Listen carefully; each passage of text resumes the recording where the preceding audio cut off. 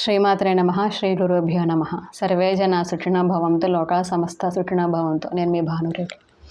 ఈరోజు నేను మీతో డిస్కస్ అనుకున్న టాపిక్ వచ్చి, చాలా సహజంగా ఈ లైన్ వింటూ ఉంటాం. అదేంటి అంటే, వస్తూ ఏమి తీసుకురారు, వెళ్తూ వెళ్తూ ఏమి తీసుకుపోరు, ఈ ఉన్నంత కాలంలో ఎందుకు ఈ ప్రాకులాట అని చెప్పి, అంటే ఎందుకు ఇలా ప్రాకులాడిపోవడం, ఎందుకు ఇలా పరితపించిపోవడం అని చెప్పి. నిజంగానే మనం వస్తూ ఏమి తీసుకురావట్లేదా అండి? వెళ్తూ ఏమి తీసుకురావట్లేదు అంటారా? అక్కడ వాళ్ళు చెప్పిన ఉద్దేశం ఒకటి ఉంది, కానీ అసలైన అదేంటి అనేది నా పాయింట్ ఆఫ్ వ్యూ నేను మీతో షేర్ చేసుకోవాలనుకుంటున్నాను. వస్తూ మనం తీసుకుని వస్తున్నాం ఏంటి అంటే కర్మని. వెళ్తూ మనం తీసుకుని వస్తున్నాం ఏంటి అంటే మోసుకొచ్చిన కర్మని ఎక్కువ తక్కువలు చేసుకుంటూ, అంటే మంచి పనులు చేసుంటే ఆ కర్మని తగ్గించుకుని దానికి ఇంకొంచెం మంచి కర్మని యాడ్ చేసుకుని వెళ్తూ దానిని తీసుకువెళ్ళడం.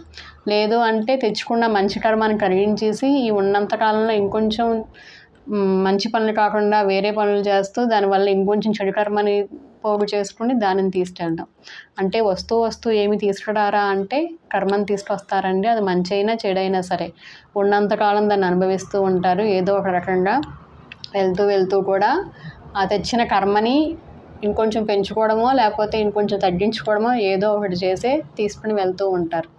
కాకపోతే అక్కడ ముఖ్య ఉద్దేశం ఏంటి అంటే, మనం ఉన్నంతకాలం మన జీవితాన్ని ఎంత ప్రశాంతంగా, సంతోషంగా, సంతృప్తిగా మంచి పనులు చేస్తూ మన పనులు మనం చేసుకుంటూ ఒకరిని ఇబ్బంది పెట్టకుండా, మనం ఎవరి వల్ల ఇబ్బంది పడకుండా, మానవతా విలువలు అనేవి, అంటే మన కుటుంబ సభ్యులు, తల్లి తండ్రుల పట్ల ఎలాంటి బాధ్యతలు ఉండాలి, భార్య పట్ల ఎలాంటి బాధ్యత ఉండాలి, భర్త పట్ల ఎలాంటి బాధ్యతలు ఉండాలి, పిల్లల పట్ల ఎలాంటి బాధ్యతలు ఉండాలి, బంధువుల పట్ల ఎలాంటి బాధ్యతలు ఉండాలి, కుటుంబ సభ్యులు మొత్తం, బంధువులు, అదేవిధంగా మన సొసైటీలోకి వెళ్తే మన ఉద్యోగం చేసే చోట కావచ్చు, మన నలుగురితో మాట్లాడుతూ ఉన్నప్పుడు వాళ్ళతో కావచ్చు, వీళ్ళందరితోటి మనం ఎలా ప్రవర్తిస్తున్నాం అన్న దాన్ని బట్టి ఆ కర్మ అనేది పెరుగుతుందా లేక తగ్గుతుందా అనేది ఆధారపడి ఉంటుంది. అంటే మనం ఇదంతా ఏదైతే చేస్తున్నామో, ఈ ఉన్నంతకాలం, ఈ జీవించినంతకాలం ఏదైతే చేస్తూ ఉన్నామో దానిని చక్కగా మనం మూట కట్టుకుని వెళ్ళేటప్పుడు దాన్ని తీసుకెళ్తూ ఉన్నామండి. అది కంటికి కనిపించని ఒక మూట, అదే కర్మ అనే ఒక పెద్ద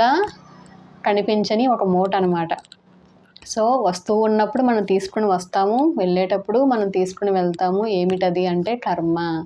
కాబట్టి ఆ కర్మను దృష్టిలో పెట్టుకుని మంచి పనులు చేయడానికి ప్రయత్నం చేస్తూ ఉండాలి. ఈ మంచి పనులు చేస్తూ ఉన్నాము కదా అనే ఒక దానిలో మాయలో పడిపోయి మనల్ని మనం నష్టపోకుండా ఆ మంచిని కూడా మనం ఎంతవరకు వాడాలి అనేది కూడా మనం అవగాహన తెచ్చుకుని మన మార్గంలో మనం ముందుకు వెళ్తూ మన చేతనైనంత మనం మంచి పనులు చేసుకుంటూ, మనకు అవ్వట్లేదు అనుకున్న చోట్ల ఆగుతూ, మనకి ఎవరైనా హాని చేసే అవకాశాలు ఉన్నాయి అనుకున్నప్పుడు జాగ్రత్త పడుతూ మనం లైఫ్ని ప్రశాంతంగా తీసుకుంటూ వెళ్ళడమే మనిషి యొక్క ముఖ్య లక్షణం అండి. కానీ ఇవన్నీ ఇలా సక్రమంగా జరగాలి అంటే భగవంతుడితో అనుబంధం అనేది ఉండాలి.